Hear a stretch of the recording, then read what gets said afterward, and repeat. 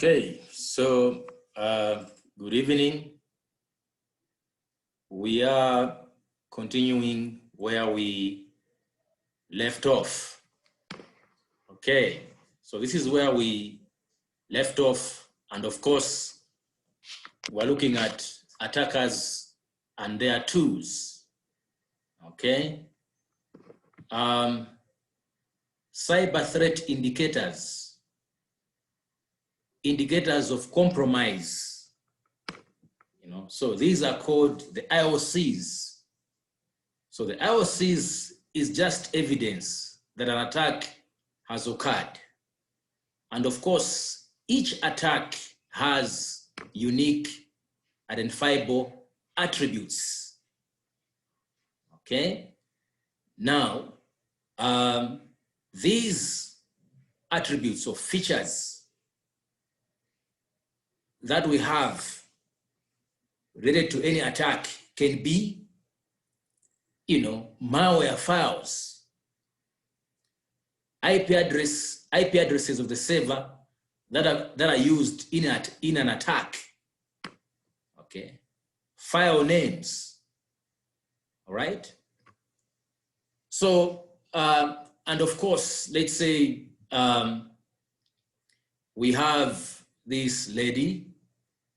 She has received an email that, she has won something. Okay. So what are some of the attack attributes? The first one is that the lady never. So what are some of the attack attributes? First is that the lady never entered any competition. Okay. The other attack attribute is the content of that email which the lady received. Okay. The link and also the IP address which did send that malicious email. All right. So if this information about what happened to the lady is shared to a number of people, it means that a number of people will be alerted. They won't fall prey to that malicious email. So this is it. So any attack has got identifiable attributes. Okay. All right. Indicators of an attack. So they focus more on the motivation and strategies behind an attack and the attacker to gain access to assets. So IOAs, they do help generate a proactive approach that can be reused in multiple contexts and multiple attacks. So defending against the strategy can therefore prevent future attacks. So in the US, the government there, is actively using different organizations, to share threat of indicators, okay, to share the threats. All right. So one of the organizations which do share threats is the US Cybersecurity Infrastructure and Security Agency.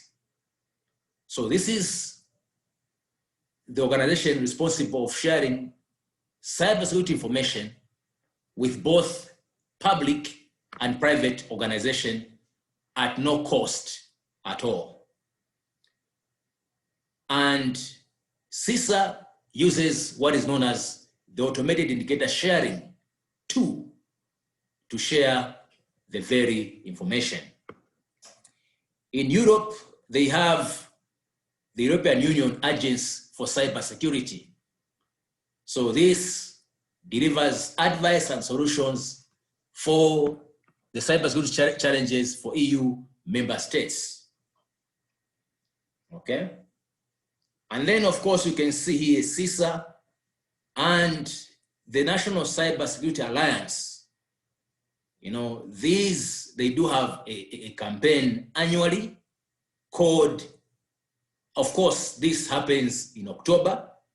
It's called the National Cybersecurity Awareness Month. So this is there to raise awareness about cybersecurity. Cybersecurity in the organization, it has to be for anyone. So you can see the theme was own it, secure it, and protect it. So this same organization also provides, some cybersecurity topics. For example, social media safety. How are you supposed to use social media? Okay. Updating private settings, awareness of device app security. Okay. Keeping software up to date, safe online shopping, Wi-Fi safety, protecting customer data. Okay. So this is what this organization does in the US. Section 2, threat attacker tools. So what it is that in 1985, so you can see we have some sort of a chart here. So here we have sophistication of attack tools. So we have got low, medium, and high. So this is where it was in 1985. And then technical knowledge, very, very high. So for someone to use attack tools, they were required to have a large amount of technical knowledge. Okay, that's how it was. But today, it's the other way around. So we find that the sophistication of attack tools today is very, very high. Today is very, very high. But the technical knowledge is very, very low. No wonder we have script kiddies who are able to use the existing tools. Okay, all right. Now, we have a number of tools out there which attackers use. We have tools called password crackers. So these, they can be used to crack or recover a password on a system. Examples of these tools, we have John the Ripper, okay, Offercrack, Adam and Eve, and others. Wireless hacking tools. So these are the tools that are used out there to hack wireless networks. For example, Aircrack NG, as well as Kismet. Okay. Network scanning and hacking tools. So network scanning tools, these are the tools you use, to discover what networking devices are running in an organization, what servers are running, what ports are open, because the open ports are related to the services that are running on the servers and on the PCs. So examples of network scanning tools are Nmap. Okay, so you see, you must be very, very familiar. You have to go into detail knowing these tools. Nmap. Nmap is a command line tool. The graphical version of Nmap is Zenmap. The other tool is Superscan. So this Nmap here is free of charge. I think as well Superscan. Packet crafting tools. You see, I talked about these tools when we were looking at the firewall. So hackers here are able to come up with certain packets which they do craft in a certain way, and they use them to probe and test the robustness of the firewall. Okay, Examples of these tools, we have got the HPing and Scapy. Packet sniffers. So these are used to capture the packets, okay, and see what is in the packet. Wireshark, looked at Wireshark, and then TCP dump. So here, Wireshark is the graphical version of TCP dump. TCP dump is a command line tool. Rootkit detectors. So the thing is, when the system has been hacked, then the hackers can be able to plant rootkits. And these rootkits, they'll go into the operating system there, and take charge of certain components, such that when you run an antivirus, it won't be able to detect these rootkits. Okay. So very, very important that with rootkit that you detect these rootkits using what are known as rootkit detectors. For example, I've got the aid and net filter. Fuzzers to search vulnerabilities. These are used by threat actors when attempting to discover a computer system security vulnerability, where we have tools like Skipfish and Wapit. Okay, so you can see we have so many tools, forensics tools. So these are the tools which are used in digital forensics.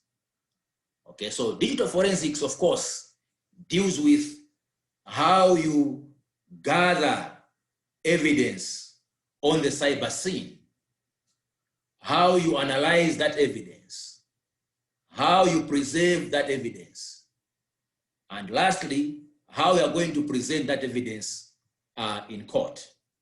So it has also a number of tools, okay? Sleuth Kit, NCASE, and Helix, okay? NCASE is the one which is used most of the time. Debuggers, these are used for reverse engineering, by hackers, okay? So reverse engineering, okay? The thing here is that they have to reverse engineer, something to come up with malware, which can penetrate the system. Hacking operating systems. These are operating systems that are used for hacking. For example, Kali Linux, anyway, it was made for ethical hackers to test the security of organizations. But unfortunately, it is also used by hackers, okay? The CE, Linux, and others. Encryption tools. So these are tools which are used to encrypt data, okay? The VeraCrypt, the Cipher Shield. Vulnerability exploitation tools. So these are used to exploit the vulnerability. We have the Metasploit or Core Impact, okay? Vulnerability scanners, these are used to scan. So we have got vulnerability scanners which have to scan for vulnerabilities. And once we have the vulnerabilities, then we're going to use vulnerability exploitation tools to exploit the vulnerability. Okay. Okay. Categories of attacks. So you see, looking at the tools we have seen, so we find that there are so many different types of attacks which are launched using those tools. Okay. So we have attacks such as eavesdropping attack. So this is whereby the hackers are able to capture and listen to network traffic using packet sniffers. Okay. Data modification attacks which are able to modify or to change data. Okay. IP address spoofing attacks, these are attacks which are able to falsify the IP address. Okay. So we can have a situation where the hackers have access to your organizational network, physically, and then they are able to falsify, that is to get the IP address in that organization to give it to the system that they are using. Okay, that is what is known as address spoofing attack. Okay. Password-based attacks, we saw the two, the password cracking tools. Okay, so password-based tools, these are the two, attacks which are there so that the threat actors can be able to steal credentials and valid user accounts. Okay, so here we have different types of attacks, dictionary attacks. So here the hackers, they use a tool with the words of the dictionary in its database. Okay, all right. And then we also have denial of service attack. So a denial of service attack is an attack whereby we have, let's say, traffic, a large amount of traffic coming from a single source, targeting a single server. Okay, so that server will be overwhelmed with information such that the CPU power of the server and the RAM will be consumed. Okay, legitimate users won't be able to access that server. That's why it's called denial of service. Apart from this, we have a DDoS, distributed denial of service attack. Now, with a DDoS, you find that the attack, it comes from a number of infected systems, which are called the zombies. So those zombies, they form what is known as a botnet. So here, of course, threat actors, they do infect vulnerable systems on the internet, and then they use what is known as command and control servers on the internet to control those infected systems, which are called zombies. So they will be programmed in such a way as to send a large amount of traffic to a certain target. Okay.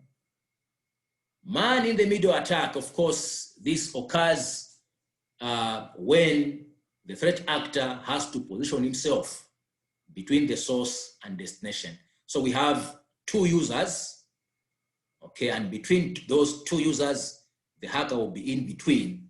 Of course, we have got so many tools out there that the threat actors can use to have the man in the middle attack.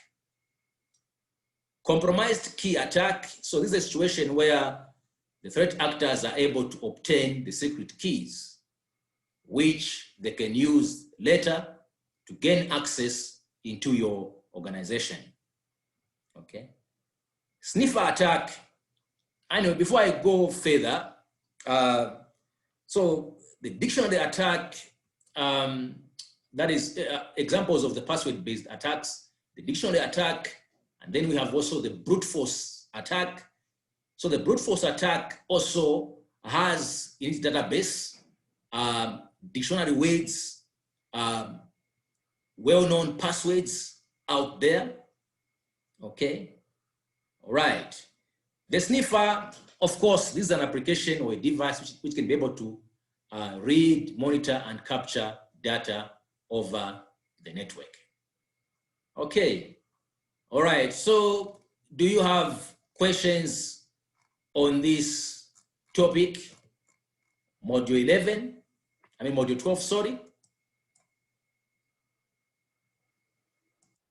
If you don't, we are moving on to module 14. I think that was module 13. Okay. Common threats and attacks.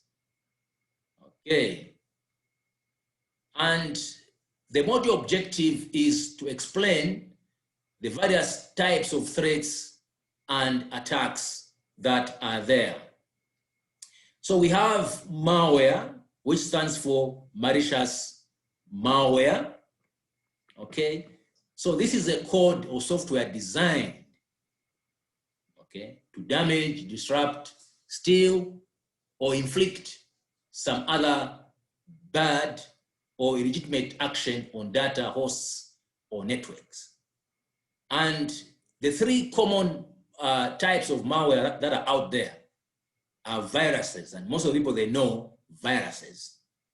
But apart from viruses, we also have the web and Trojan horses, okay?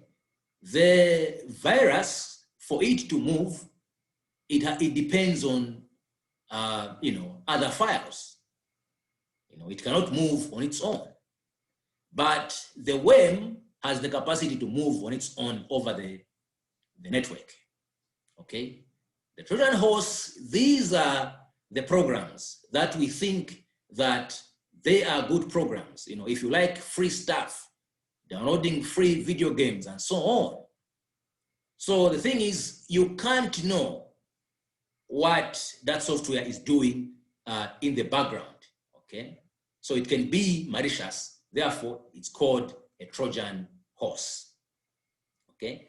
So I've explained about viruses. This is a type of malware that spreads by inserting a copy of itself into another program, okay? After the program is running, that's how the virus now spreads from one computer to the other, okay? You spread it, of course, through the USB drives, CDs, through emails, and so on. I explained about Trojan horse already. So this is software that appears to be legitimate, but it contains malicious code, okay? Have you seen here? They are found where? On online games, okay? All right. Users are commonly tricked into loading and executing Trojan horse on their system, okay? All right. Then we have different types of Trojan horses.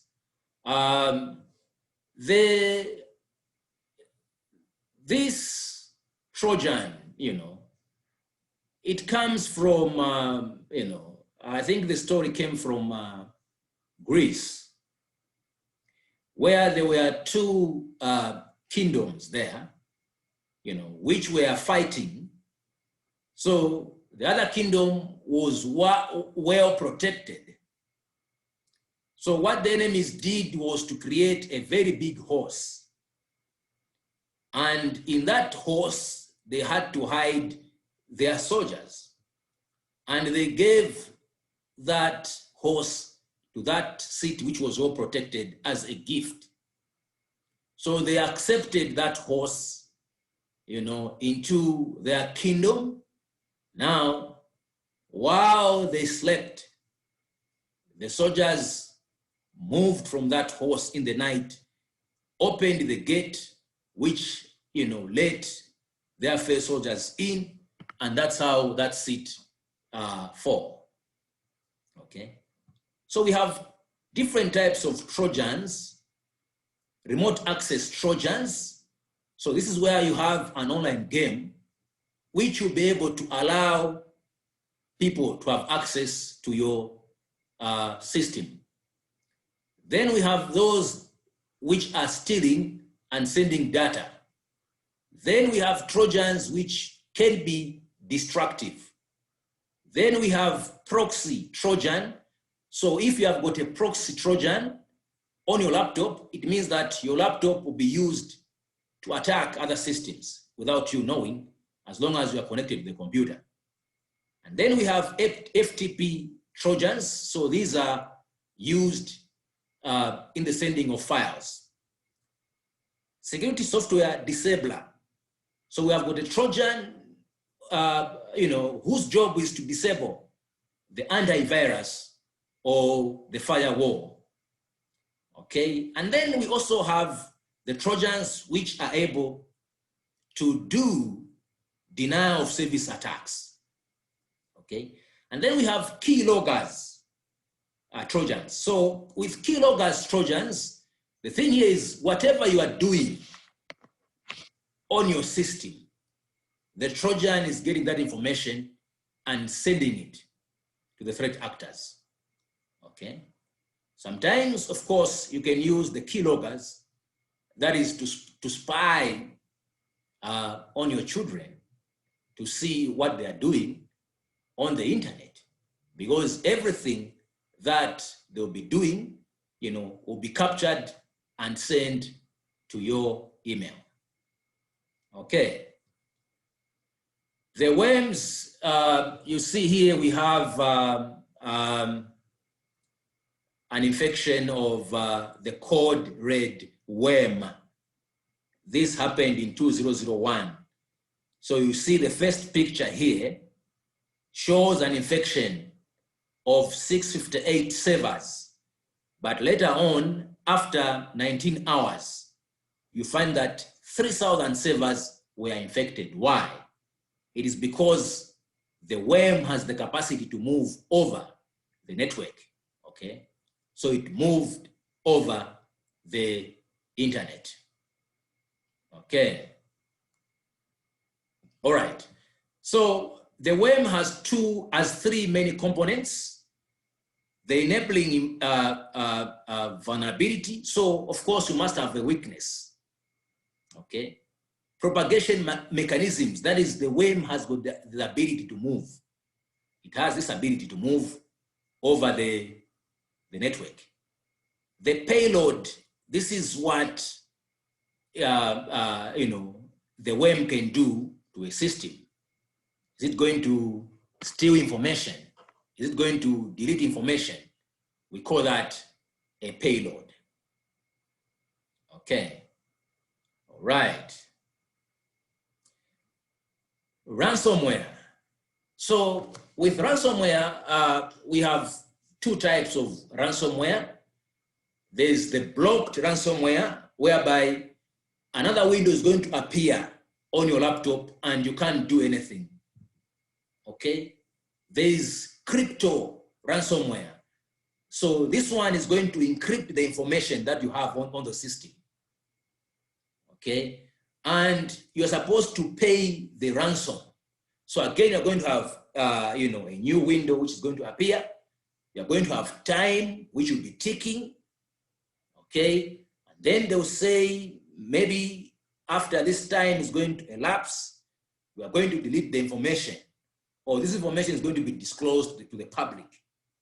Okay. And then there's another portion where there's Bitcoin, because you have to make the payment through Bitcoin so that it will be impossible to trace the threat actors.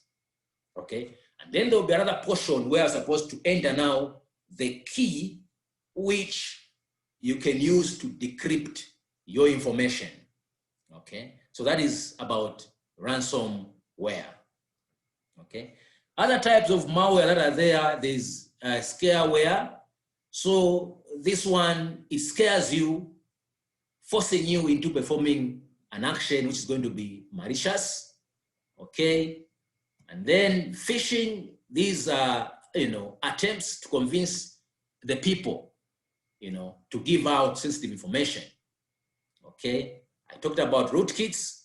Spyware, this is a tool which can be able to, get information from your system and send it somewhere without your knowledge.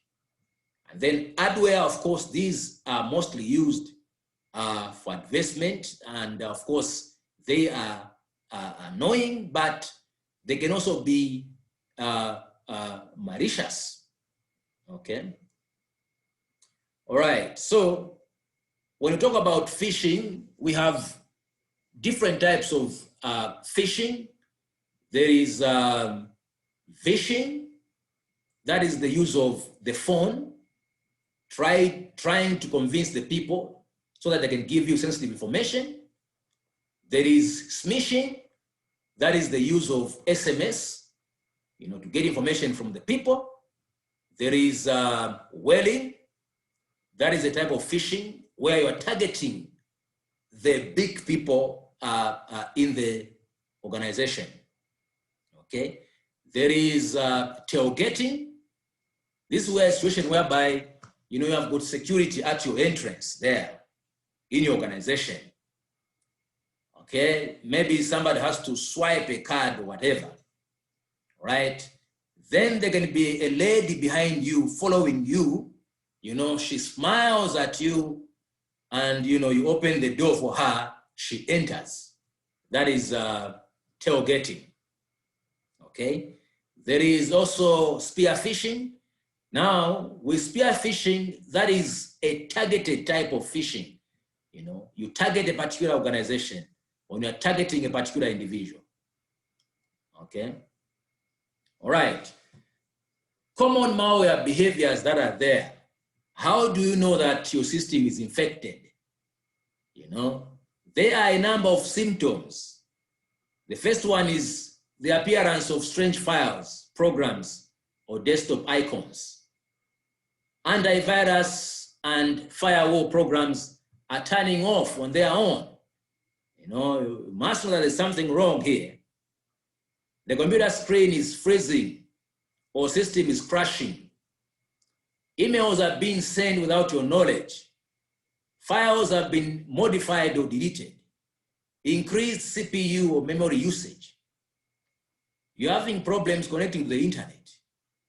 The slowing down of the computer or web browser. Unknown processes or services are running. Unknown TCP or UDP ports are open.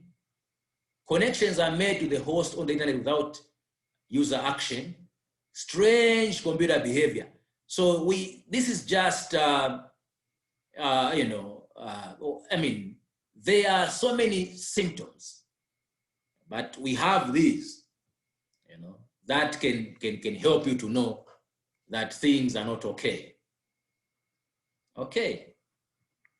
All right. Common network attacks. So we have different types of attacks: reconnaissance attacks, access attack, as well as social engineering attacks. Okay. So you can see we have so many attacks out there, and in our course, these attacks are classified into 3 categories: reconnaissance, access, and DDoS attacks. So reconnaissance attack or recon, this is all about information gathering. You see, the hacker cannot just start hacking your institution. He has to gather the information first of all. So first, he will gather the information passively.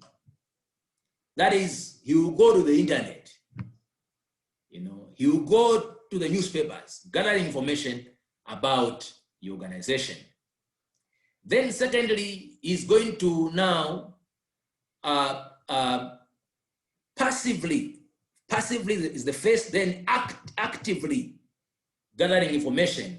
This time, this is when now he will start, using pings and other utilities to know what are some of the systems that are working in your organization, what are the IP addresses that you are using. Okay.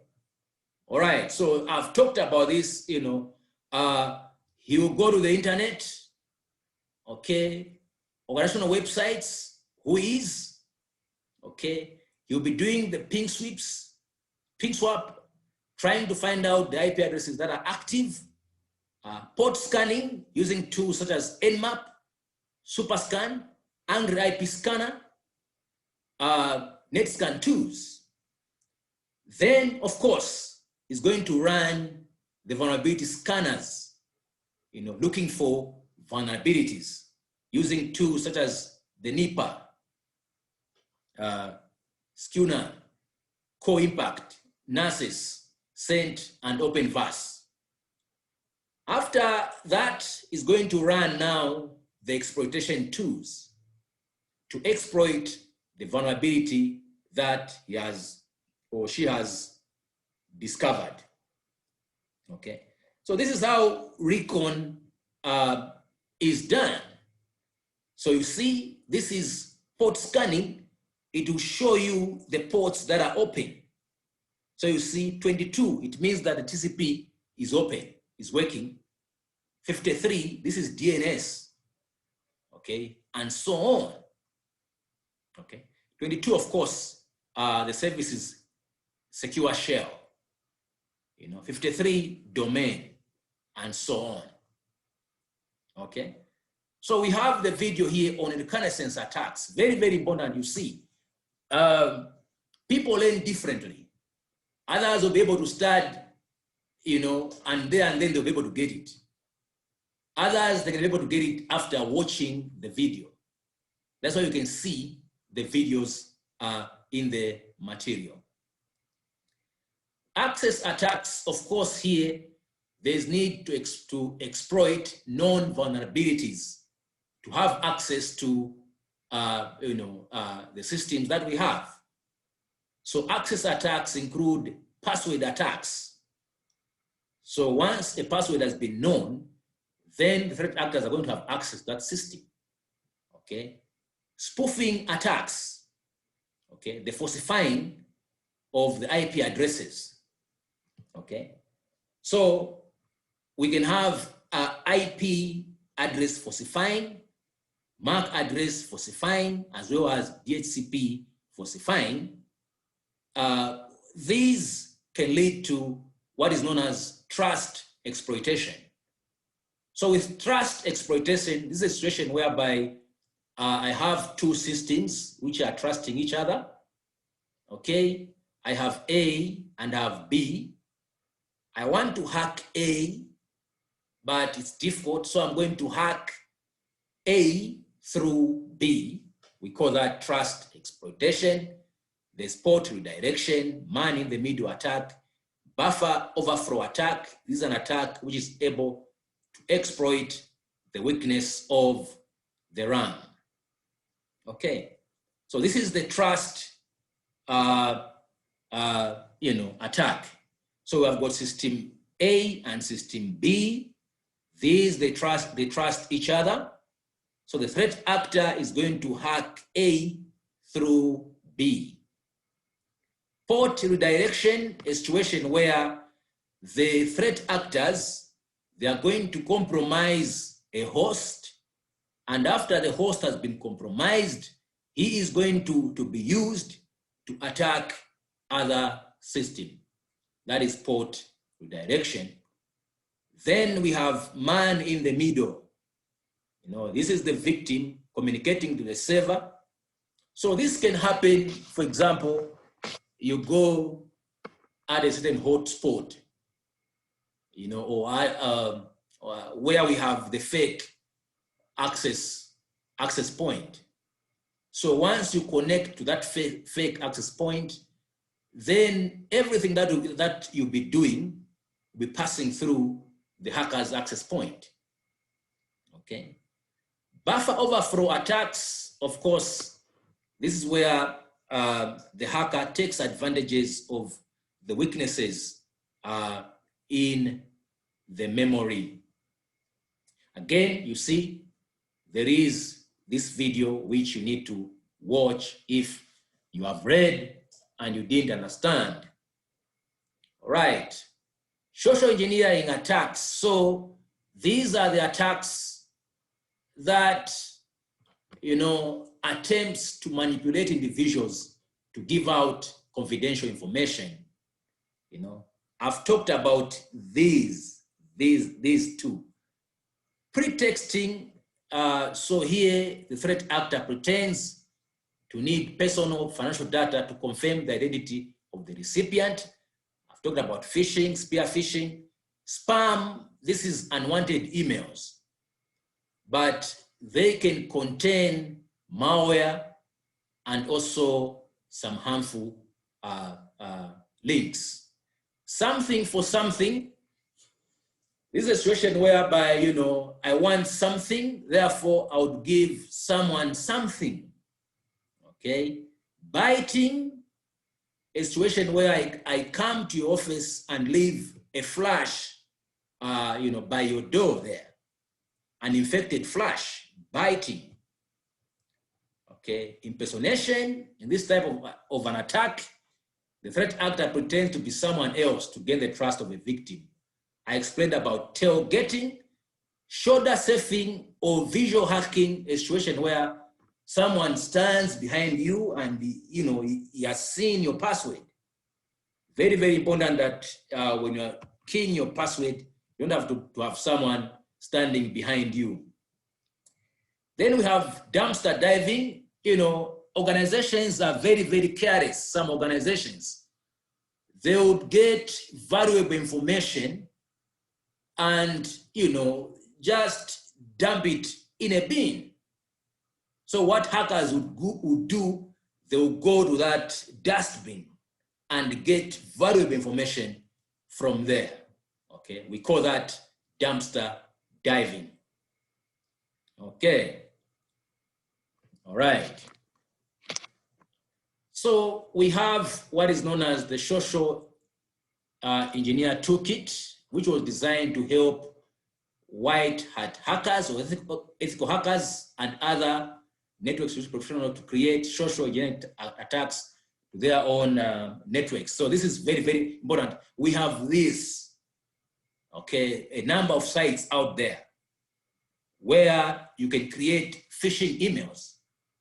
First of all, you have to talk about that with the employees.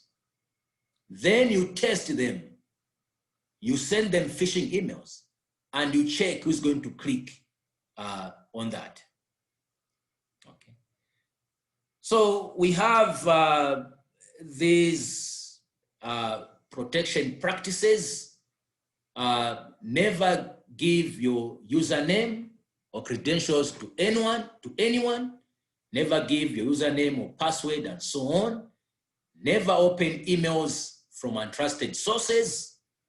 Never release work-related information on social media sites, you know, which people do carelessly. Never reuse your password. Always log or sign out of your computer. This is very, very important. We are very, very careless. We are just leaving everything on the table. We are just leaving the computers, I mean, just like that, and we go for lunch. You know, somebody can come in and steal the information. Always report suspicious individuals. Always destroy confidential information according to the organizational what? Security policy. You know, so once you do this, then you're not going to have dumpster divers. So you see, they say that we, the people, we are the weakest link in cybersecurity. So what you must do as an organization is to train everyone to have a security-aware culture in your organization. Very, very important. Okay. Section 3, network attacks, denial of service, buffer overflows, and evasion. Okay. So you see, I did explain about the DDoS. So with the DDoS, the attack comes from a single source. From the DOS attack, the attack comes from a single source. And then distributed denial of service, the attack, it comes from a number of sources. I've explained about that.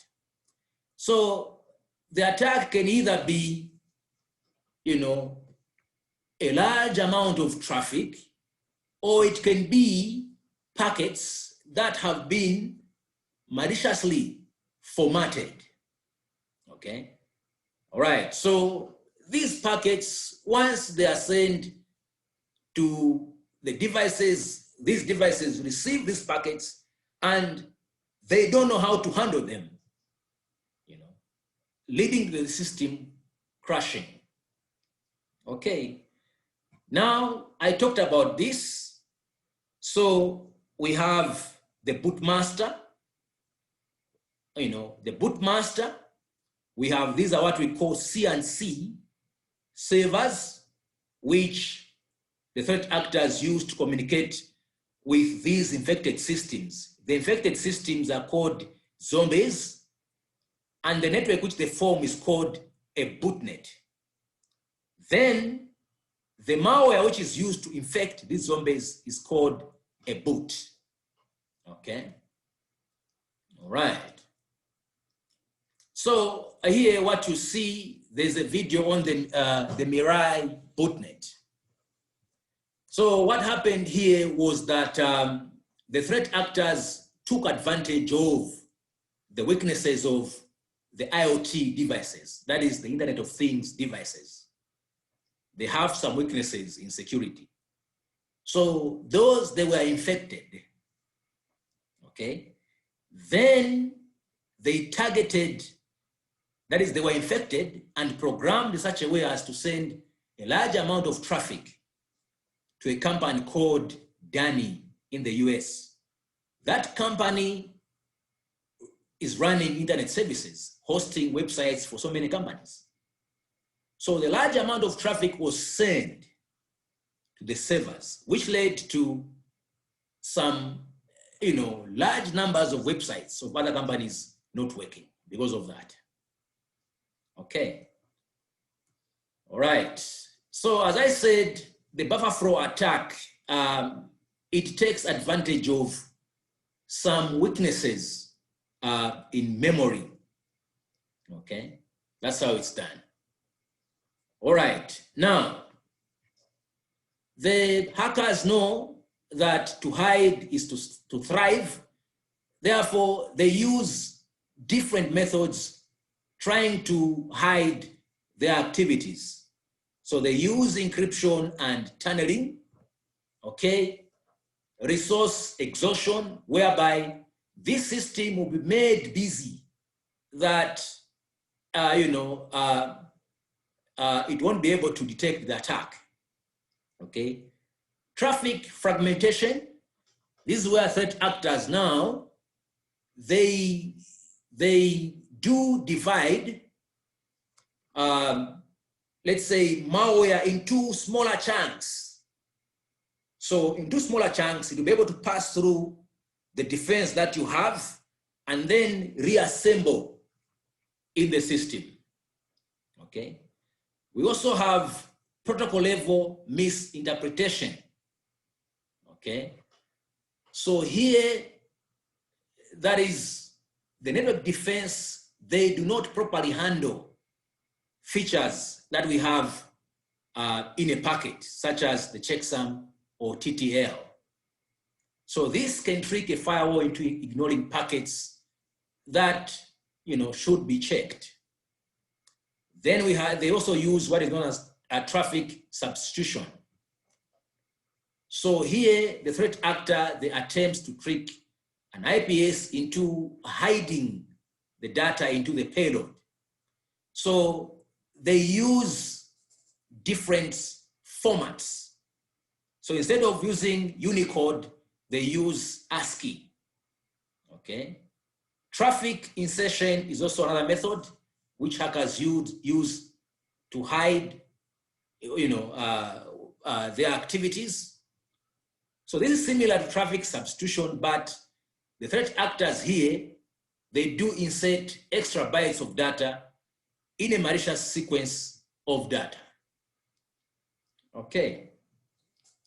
They can also use what is known as pivoting. Okay. So with pivoting, of course, the attacker can attack a certain system. Then using that system, they can go further, attacking other systems. Okay. Rootkits, I've explained about rootkits. And then proxies here, network traffic can be directed through intermediate systems in order to hide the ultimate destination for stolen data. Okay, so that is that on common threats and attacks. Do you have questions on module 14? If not, this is a shorter module, okay? Network monitoring and their tools, and the module objective is to explain network traffic monitoring. So the thing is, as a cybersecurity analyst, it is very, very important to know the normal behavior of a network. Okay. Now, how do you know the normal behavior of a network? So we're going to look at tools that you can use to learn the normal behavior of a network. Okay. So apart from having firewalls, IDS, IPS, endpoint security, endpoint security is security that you have on what? On end devices. Apart from having these in place, it is very, very important to know the normal behavior of your network. So you can only know the normal behavior of your network by using the IDS, packet analyzers, simple network management protocol, and NetFlow. Now, in order for you to use these tools, you need to send the packets to them, either using what is known as a network tap or using what is known as port mirroring. Okay, so what we have here, this is the internet. You can see the firewall, and then we can have the network tap here. So what the network tap does is it sends copies of the traffic to this monitoring device. Okay, or you can use what is known as traffic mirroring on a switch. So here, very, very important to know the terms like ingress traffic. So this is the traffic which is coming into the switch. Egress traffic, the traffic that is leaving the switch. Source port, these are monitored ports. So we get the traffic from the source port and send that traffic to the destination port. Okay.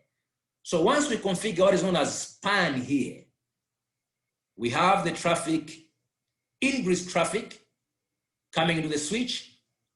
And then you can see here, this is the destination span port. So copies of traffic will be sent to the ID center, to the ID sensor. So this is what I was saying, implementing the IDS offline, because the actual traffic is not passing through the IDS. The IDS is only receiving copies of traffic. Okay, so other tools that we can use are protocol analyzers, packet sniffers, Wireshark TCP dump, CISCO's NetFlow. Okay, these are known as network security monitoring tools, of course, and security information and event management system. Okay, we did the lab on this. Okay, on the network protocol analyzer, the Wireshark. I did explain about all that. Okay, so the Wireshark is graphical. Okay, so when it comes to Linux system, you have to use the TCP dump. This is command line, so you can see this is the CyberOps workstation.